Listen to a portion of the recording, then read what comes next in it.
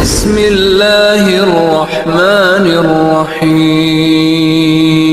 الحمد لله نحمده ونستعينه ونستغفره ونعوذ بالله من شرور أنفسنا ومن سيئات أعمالنا. من يهده الله فلا مضل له ومن يضلل فلا هادي له. وأشهد أن لا إله إلا الله وحده لا شريك له وأشهد أن محمدا عبده ورسوله. يا أيها الذين آمنوا اتقوا الله حق تقاته ولا تموتن إلا وأنتم مسلمون. يا أيها الناس اتقوا ربكم الذي خلقكم من نفس واحدة وخلق منها زوجها وبث منهما رجالا كثيرا ونساء واتقوا الله الذي تساءلون به والأرحام إن الله كان عليكم رقيبا. يا أيها الذين آمنوا اتقوا الله وقولوا قولا سديدا يصلح لكم أعمالكم ويغفر لكم ذنوبكم ومن يطع الله ورسوله فقد فاز فوزا عظيما. أما بعد فإن خير الحديث كتاب الله وخير الهدي هدي محمد صلى الله عليه وسلم وإن شر الأمور محدثاتها وكل محدثة بدعة وكل بدعة ضلالة وكل ضلالة في النار. أعوذ بالله السميع العليم من الشيطان الرجيم. بسم الله الرحمن الرحيم. فإن آمنوا بمثل ما آمنتم به فقد اهتدوا وإن تولوا فإنما هم في شقاق فسيكفيكهم الله وهو السميع العليم. رب اشرح لي صدري ويسر لي أمري واحلل عقدة من لساني يفقهوا قولي. ربي زدني علما ربي زدني علما ربي زدني علما. اللهم تمام قسم کی حمد و ثنا تعریف و توصیف صلی اللہ وحدہ لا شریک کے لیے ہے، جس نے ہمیں یہ خیر کا موسم عطا کیا اور اس خیر کے موسم میں زندگی جیسی عظیم نعمت بھی ساتھ میں عطا کی۔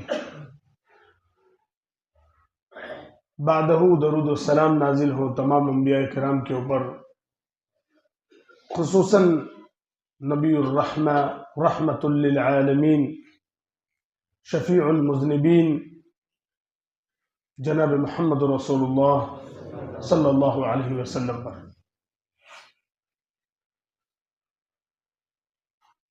اللہ رب العالمین کے شکر کے بعد خصوصی طور پر اس رب العالمین کا اس بات کے اوپر شکریہ کہ اس نے رمضان المبارک کے مہینے میں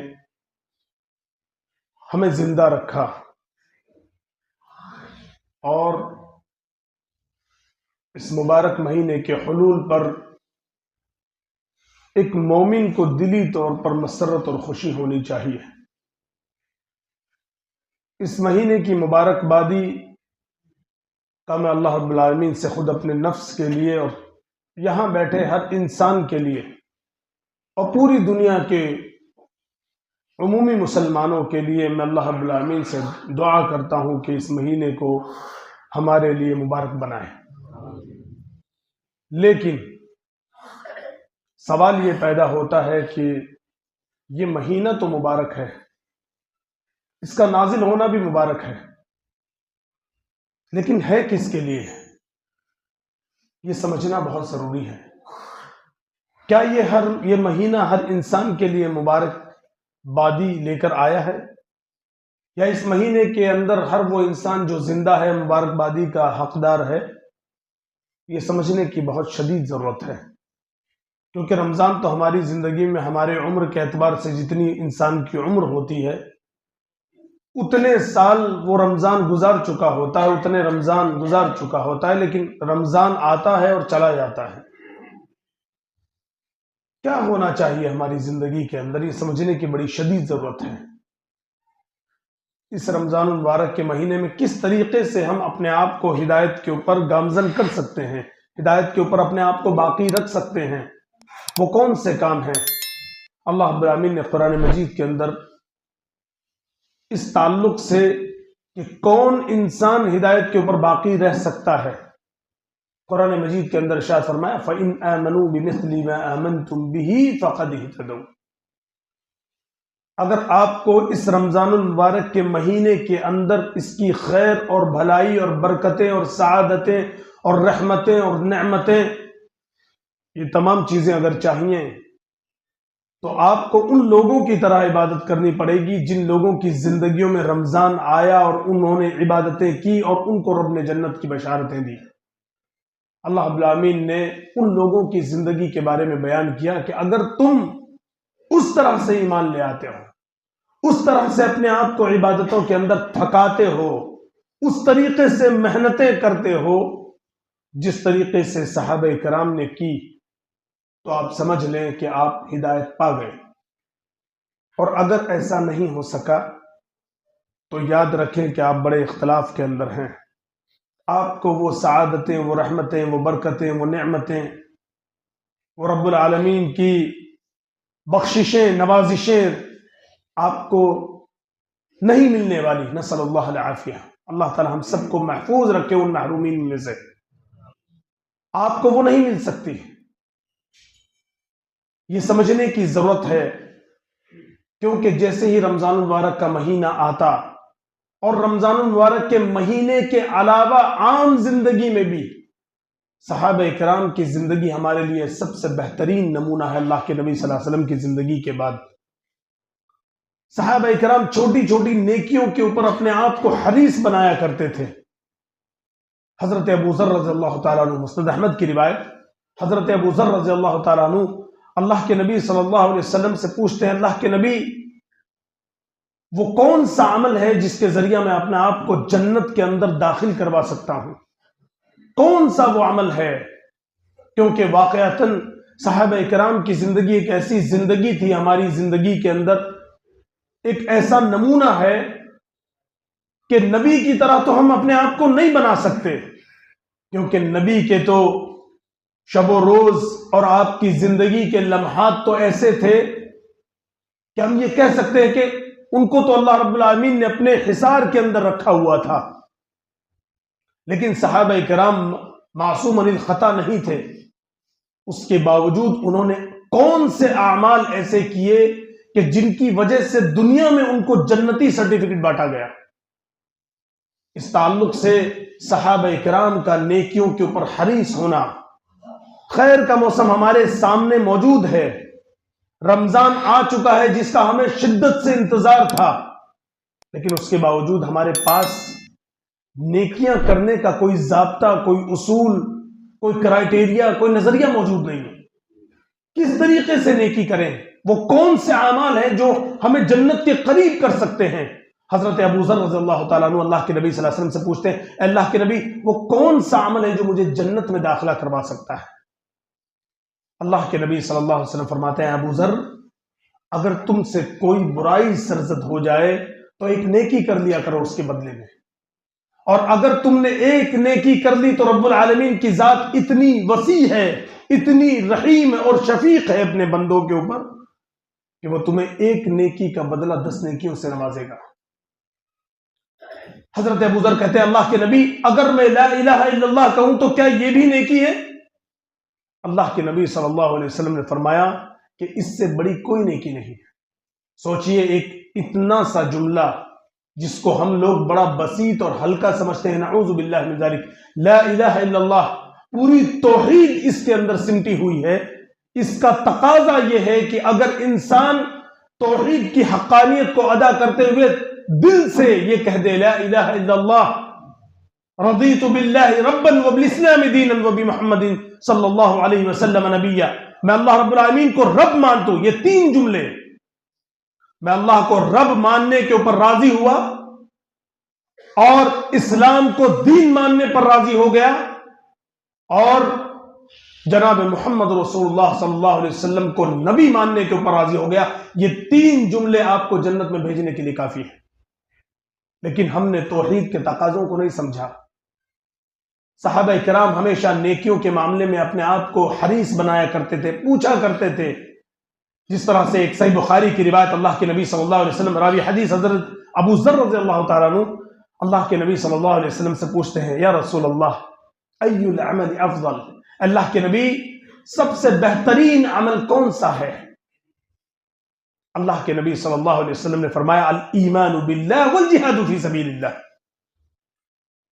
اللہ رب العالمین کے اوپر ایمان رکھنا سب سے بہترین نعمت ہے، سب سے بہترین عمل ہے، اور اس کے بعد اللہ رب العالمین کے راستے میں جہاد کرنا سب سے بہترین عمل ہے۔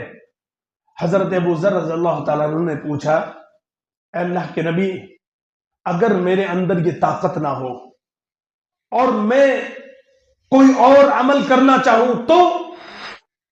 اللہ کے نبی، ای الرقاب افضل، اللہ کے نبی صلی اللہ علیہ وسلم سب سے بہترین گردن کون سی ہے جس کو میں آزاد کروں اللہ کے راستے میں؟ اللہ کے راستے میں گردن اگر آزاد کرنا چاہوں تو کون سی گردن سب سے بہتر ہے؟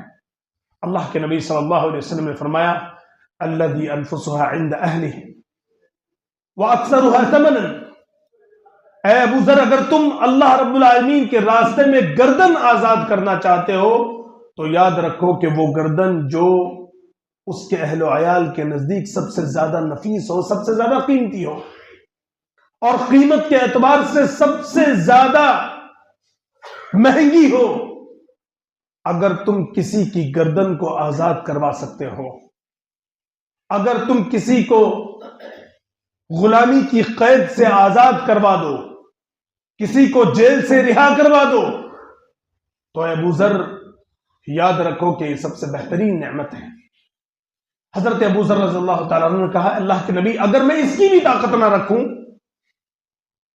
اللہ کے نبی صلی اللہ علیہ وسلم نے فرمایا کہ اگر تم اس کی بھی طاقت نہیں رکھتے تو کوئی انسان جو کسی کام کے اندر ماہر ہو اس کی اس کام میں مدد کر دو، بشرط یہ کہ وہ نیکی کا کام ہو، خیر کا کام ہو، خیر کے کام میں کسی کی مدد کر دو۔ حضرت ابو ذر رضی اللہ تعالیٰ نے کہا، اللہ کے نبی، اگر میں اس کے اوپر بھی طاقت نہیں رکھتا تو؟ کہا، اے ابو ذر، اگر کوئی آدمی کسی کام سے عاجز ہو، وہ مجبور ہے، بے بس ہے، بیوقوف ہے، نہیں کر سکتا، اس کو اس کے اس کام کے اوپر رہنمائی کر دو۔ کہا، اللہ کے نبی، اگر میں اس کی بھی طاقت نہیں رکھ سکتا؟ اللہ کے نبی صلی اللہ علیہ وسلم نے کہا، تکف شرک عن الناس، اے ابو ذر، لوگوں کو برائی سے بچا لو، اتنا بھی نہیں کر سکتے تو کم سے کم برائی سے لوگوں کو بچا لو، اذیتوں اور تکلیفوں سے لوگوں کو بچا لو، یہ تمہارے لیے سب سے بہترین صدقہ ہوگا۔ سوچئے، کیا ہم میں سے کوئی انسان ایسا ہے جو اس کام سے عاجز اور بے بس ہو؟ ہم میں سے کوئی انسان ایسا ہے جو کسی کو تکلیف سے نہ روک سکتا ہو؟ اور اگر کسی اور کو نہیں روک سکتے تو کم سے کم کیا خود کے نفس کو تکلیف سے نہیں روک سکتے؟ اپنے آپ کو کسی برائی سے نہیں روک سکتے؟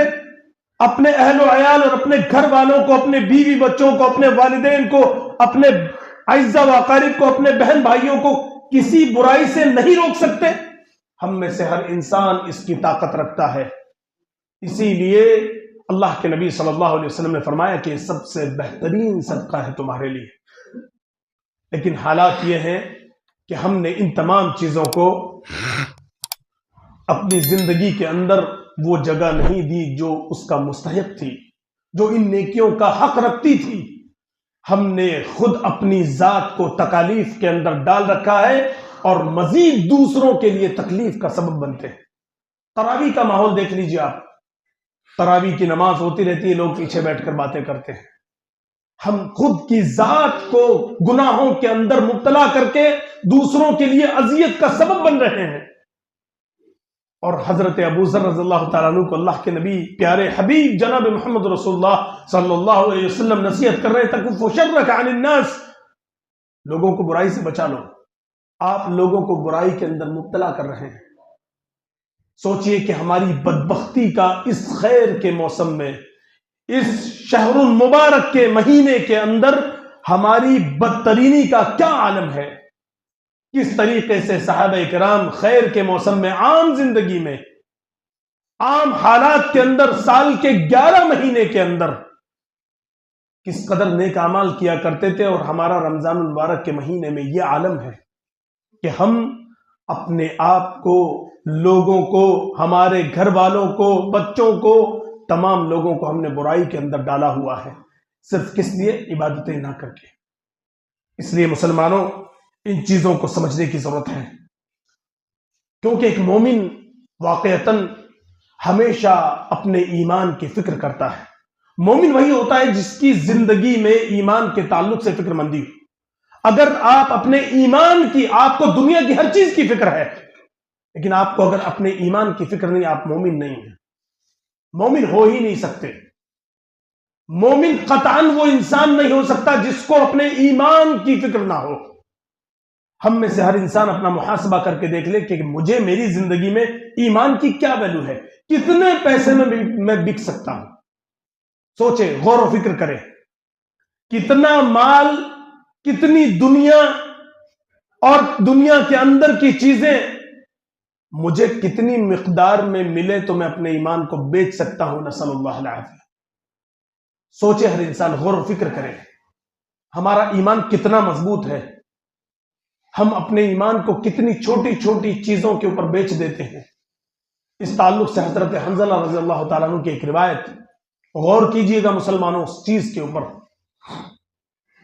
اللہ کے نبی صلی اللہ علیہ وسلم نے ایک مرتبہ نصیحت کی، صحیح مسلم کی روایت، آپ صلی اللہ علیہ وسلم نے صحابہ کرام کے درمیان میں ایک نصیحت کی، ایک لمبی روایت، اور آپ نے اس نصیحت کے اندر جنت اور جہنم کا ذکر کیا اور لوگوں کو جہنم سے ڈرایا، جنت کی بشارتیں دی۔ آپ نے ایک بلیغ اور پرمغز خطاب کیا صحابہ کرام سے، دنیا کی بے رغبتی کے اوپر اور آخرت کی یاد اور اس کے فکر کے تعلق سے۔ حضرت حنظلہ کہتے ہیں اللہ کے نبی صلی اللہ علیہ وسلم نے نصیحت کی، اور نصیحت کرنے کے بعد میں اپنے گھر چلا گیا، اور گھر گیا تو میں اپنے بیوی بچوں کے ساتھ کھیلنے لگا۔ اپنے ایمان کے بارے میں غور و فکر کیجئے گا۔ ہم میں سے ہر انسان صحابہ کرام کے کرائیٹیریا اور نظریے کے مطابق اس حدیث کی روشنی میں ہم میں سے ہر انسان منافق ہو چکا ہے، نسأل اللہ العافیہ۔ اللہم سلم سلم، اللہ تو ہمیں نفاق سے بچا لے، ہمارے ایمان کی حفاظت فرما لے۔ حضرت حنظلہ یہ وہ صحابی ہیں جن کو فرشتوں نے غسل دیا تھا، غسیل الملائکہ۔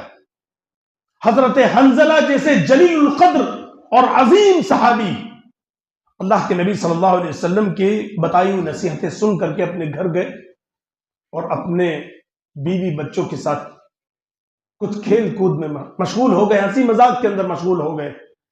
ان کو فوراً احساس ہوا کہ میں یہ غلطی کر رہا ہوں۔ ایمان دیکھیے آپ صحابہ کرام کا۔ اپنے گھر سے باہر نکلے، راستے میں حضرت ابو بکر رضی اللہ تعالیٰ عنہ سے ملاقات ہوئی۔ کہا ابو بکر، حنظلہ منافق ہو گئے۔ حضرت ابو بکر نے کہا کہ اے حنظلہ یہ کیا کہہ رہے ہو؟ کہا حقیقتاً میں منافق ہو گیا ہوں۔ کہا کیسے منافق ہو گئے؟ کہا میں اللہ کے نبی صلی اللہ علیہ وسلم کی جب مجلس کے اندر ہوتا ہوں میرا ایمان تازہ ہوتا ہے، ہائی لیول کا رہتا ہے، لیکن جب میں اللہ کے نبی صلی اللہ علیہ وسلم کی مجلس سے اٹھ کر آیا اپنے اہل و عیال کے پاس، میں ان نصیحتوں کو بھلا بیٹھا، میرا ایمان کا لیول جو تھا وہ ڈاؤن ہو گیا۔ صرف اتنی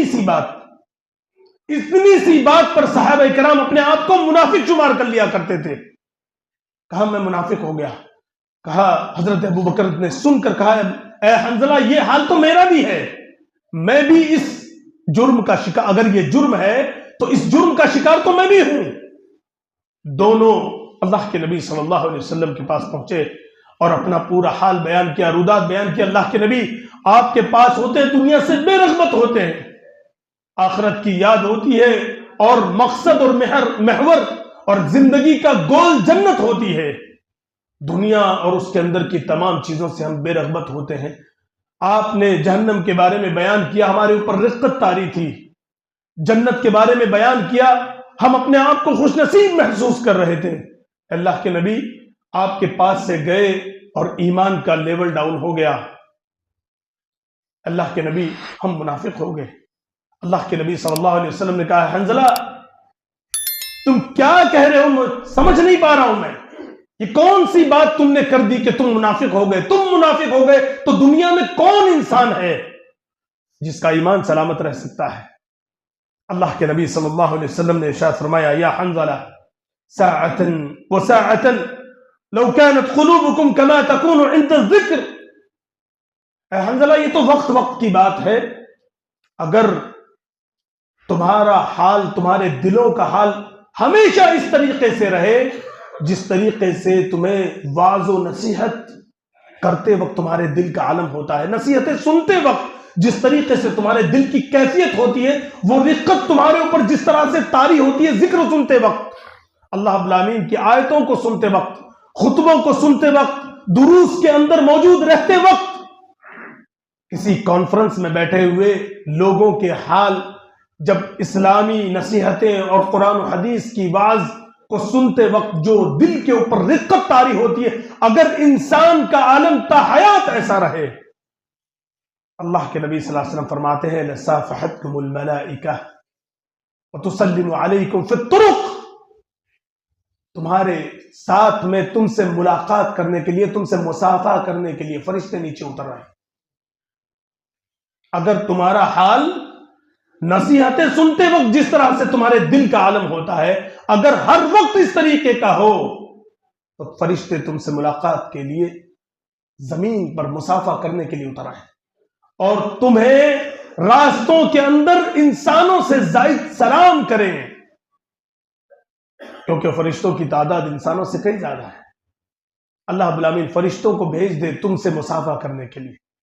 سوچئے آپ، ہم میں سے کون سا انسان ایسا ہے جو مسجد سے باہر نکلتے ہی دنیا کے اندر مبتلا نہیں ہوتا؟ ہر انسان دنیا کے اندر مبتلا ہو جاتا ہے۔ اللہ کے نبی صلی اللہ علیہ وسلم کی زندگی دیکھیے آپ، عبادتوں کے معاملے میں رسول اللہ صلی اللہ علیہ وسلم کی پوری زندگی اٹھا کر دیکھ لیجیے آپ صلی اللہ علیہ وسلم پوری رات اس طریقے سے، ہم صرف رمضان المبارک کے مہینے میں 1 یا 2 دن یا حد سے حد 3 دن اور 4 دن، اور آج جمعہ کی نماز میں لوگوں کو جگہ نہیں مل پا رہی ہے۔ ان حالات کے اندر صحابہ کرام کی زندگی کا عالم روزانہ اس طرح ہوا کرتا تھا جیسے کہ آج رمضان المبارک کا چاند طلوع ہوا ہے۔ اللہ کے نبی صلی اللہ علیہ وسلم اپنے آپ کو عبادت کے اندر اس قدر مشغول رکھا کرتے تھے کہ آپ کے قدموں میں سوجن آ جایا کرتی تھی۔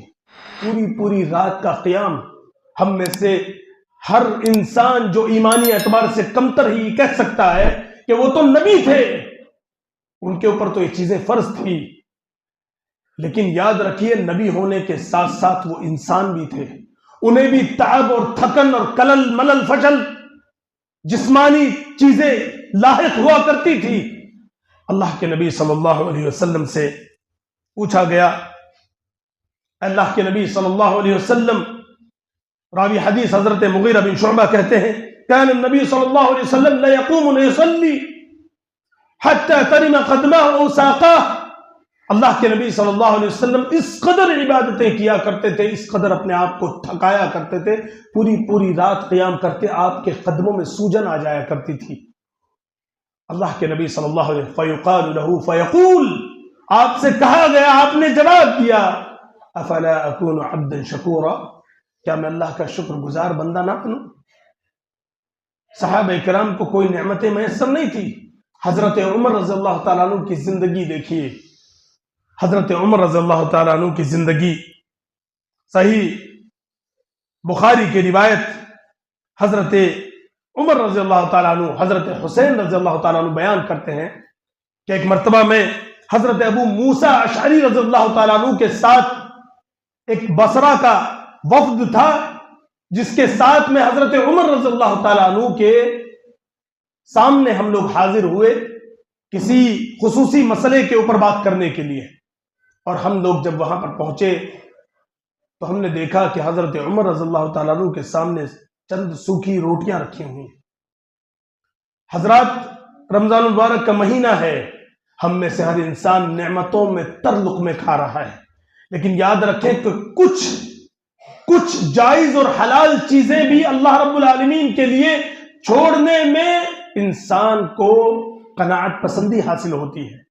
حضرت عمر رضی اللہ تعالیٰ عنہ، آپ یہ سمجھیے کہ خلفائے راشدین اور اس وقت کے آپ بادشاہ کہہ لیں اپنے زمانے کے، وہاں پر صحابہ کرام حضرت ابو موسیٰ اشعری رضی اللہ تعالیٰ عنہ بصرہ کے ایک وفد کے ساتھ حضرت عمر رضی اللہ تعالیٰ عنہ کی خدمت میں پہنچتے ہیں، اور جب پہنچتے ہیں تو دیکھتے ہیں کہ چند سوکھی روٹیاں رکھی ہوئی ہیں۔ سوکھی روٹی ہے اور ساتھ میں زیتون کا تیل ہے، یا کبھی باسی چربی رکھی ہوئی ہے، اور مختلف تبصرے آ رہے ہیں۔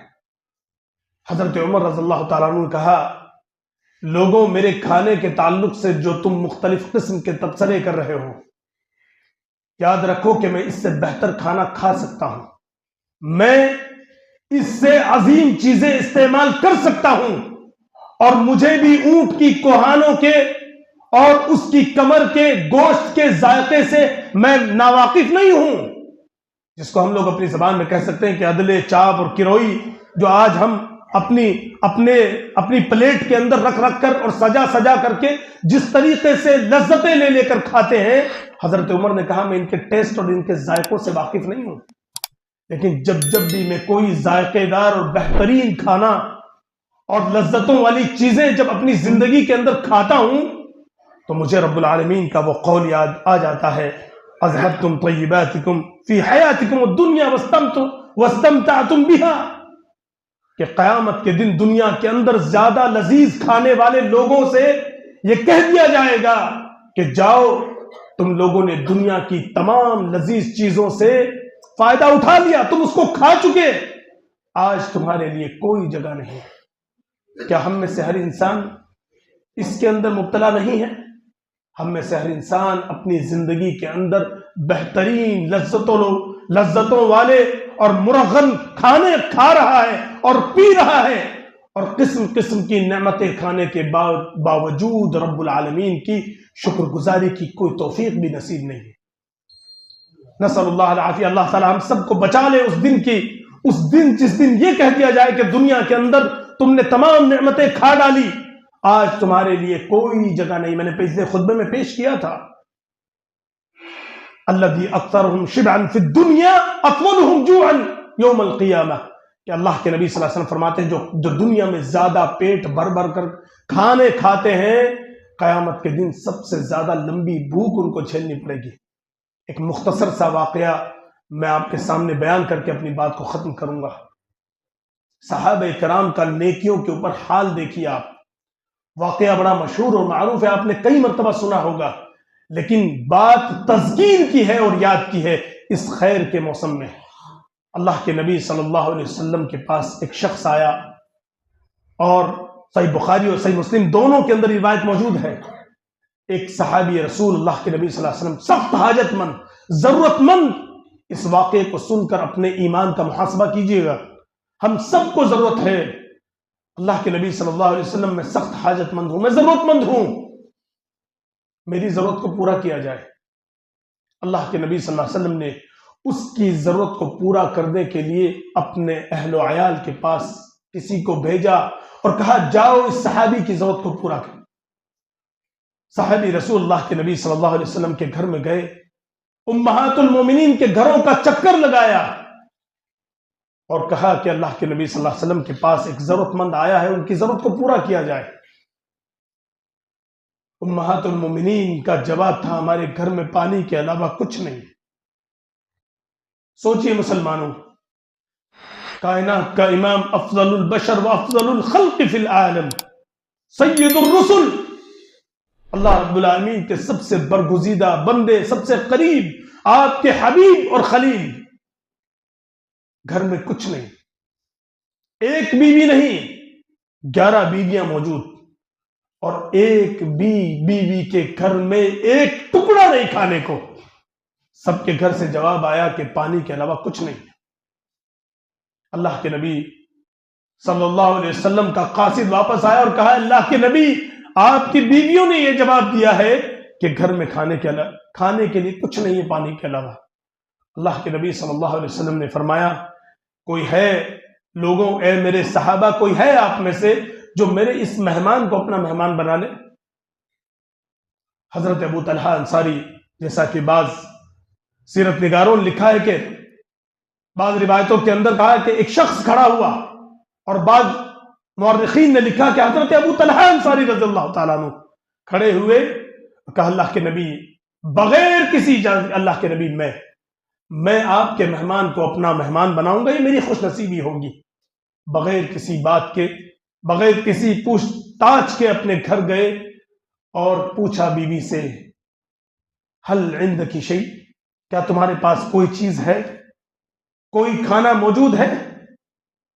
بیوی نے جواب دیا، ما عندنا شیء، ہمارے پاس کوئی چیز نہیں ہے، الا قوت صبیاننا، مگر وہ چیز جو ہمارے بچوں کے لیے کافی ہو جائے، ہمیں تو پھر بھی ہر حال میں فاقے کے عالم میں رات گزارنی ہے، اتنا کھانا ضرور ہے کہ ہمارے بچے کھا لیں۔ صحابی رسول کہتے ہیں کہ احضری طعامکی، اپنا کھانا لے کر آؤ، اور قربان جائیے ان عورتوں کے اوپر جن کی تربیت ایمانی ماحول کے اندر ہوئی تھی، ذرہ برابر چوچرا نہیں، یہ نہیں کہ بچوں کا کیا ہوگا، ہم کس طریقے سے اپنے بچوں کی وہ کریں گے، اب بچے بھوک سے بلکیں گے تو انہیں کیا کھلائیں گے۔ صحابی رسول نے کہا کہ جب مہمان آئے اور کھانا کھانا شروع کرے، اس زمانے میں آج کی طرح چکا چوند لائٹیں تو تھی نہیں، کہا تم چراغ کو صحیح کرنے کے بہانے اس کو بجھا دیجیے گا۔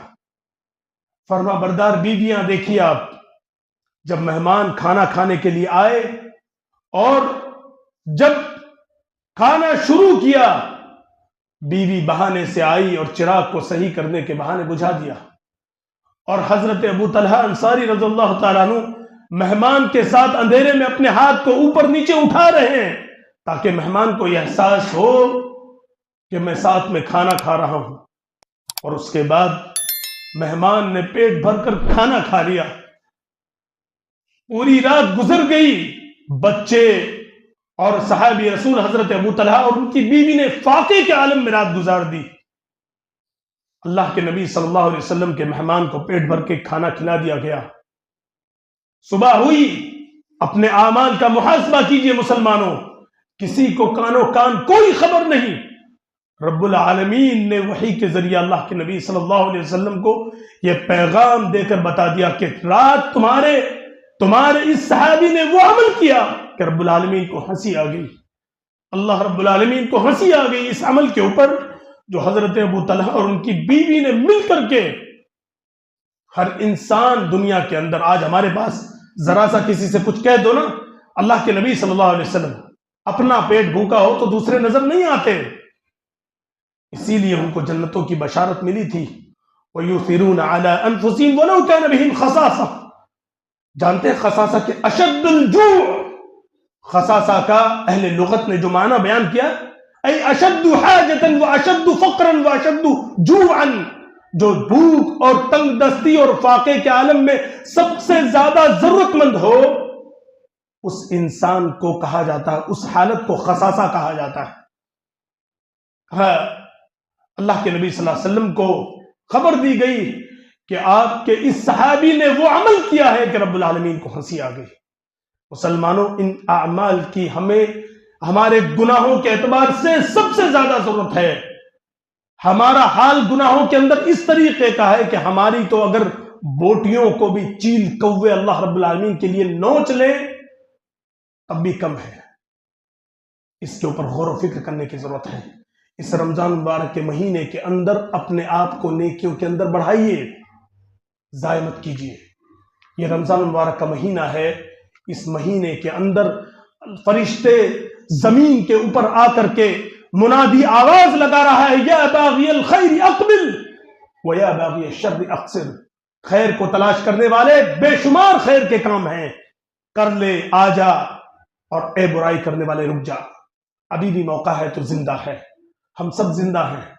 रब्बुल आलमीन तो हमें अपने जिंदा होने का एहसास करा। रब्बुल आलमीन तेरी नेमतों की कदर करने की तौफीक अता फरमा।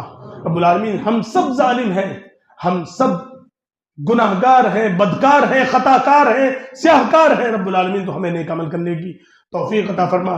रब्बुल आलमीन अभी रमजान शुरू हुआ है और हमने कोई नेक अमल नहीं किया। रब्बुल आलमीन इसके खत्म होने तक तू हमें उन लोगों में शामिल कर ले जिनको तू जहन्नम से आज़ाद कर चुका होगा। रब्बुल आलमीन तो हमारी गर्दनों को जहन्नम से आज़ाद कर दे। रब्बुल आलमीन रमज़ान की सआदतें, बरकतें, रहमतें, नवाजिशें रब्बुल आलमीन तो हमारे ऊपर खोल दे और हमें अपनी रहमत से रब्बुल आलमीन तो हिदायत और तौफीक नसीब फरमा दे। रब्बुल आलमीन तो इस खैर के मौसम में हमें खैर की तौफीक नसीब फरमा। रब्बुल आलमीन तो अगर हमें हिदायत नहीं देगा तो हम घाटा पाने वालों में से हो जाएंगे। रब्बुल आलमीन अगर तूने हमें हिदायत के बाद गुमराही से सरशार कर दिया तो रब्बुल आलमीन हम घाटा पाने वालों में से हो जाएंगे। रब्बना ला तुज़िग़ क़ुलूबना बअद इज़ हदैतना व हब लना मिन लदुनका रहमा इन्नका अंतल वहाब ला इलाहा इल्ला अंत सुब्हानका इन्ना कुन्ना मिनज़ ज़ालिमीन। रब्बुल आलमीन हम सब जालिमों में से है। रब्बुल आलमीन तो हमें जुल्म से महफूज फरमा दे। रब्बुल आलमीन तो हमें अपने खुसूसी और नेक और मुक़र्रब बंदों में शामिल कर ले। रब्बुल आलमीन जब तक जिंदा रखे, इस्लाम पर कायम और दायम रख। रब्बुल आलमीन इस रमज़ान मुबारक को हमारे लिए मुबारक बना दे और हमें शर से महफूज फरमा दे। हमें उन महरूमीन में से ना बना जो रमज़ान के महीने को पाएँ और अपनी बख्शिश ना करवा सकें। रब्बुल आलमीन तो हमें जब तक जिंदा रखे, इस्लाम पर कायम और दायम रख। जब हमारा खात्मा हो, ईमान पर हो, तौहीद पर हो, इस हाल में हो कि तो हमसे राज़ी हो, इस हाल में तो हमें मौत दे के तो हमसे राज़ी हो। रब्बुल आलमीन तो इस हाल में हमें मौत दे के तो हमसे राज़ी हो। अल्लाहुम्मा आमीन, अल्लाहुम्मा आमीन। ऐसे ही फ़ायदेमंद और इस्लामिक वीडियोस देखें और मनहज सलफ़ पर किताब व सुन्नत की तालीमात को आम करने में वीडियो को ज़्यादा से ज़्यादा लोगों तक शेयर करें और चैनल को सब्सक्राइब करना ना भूलें।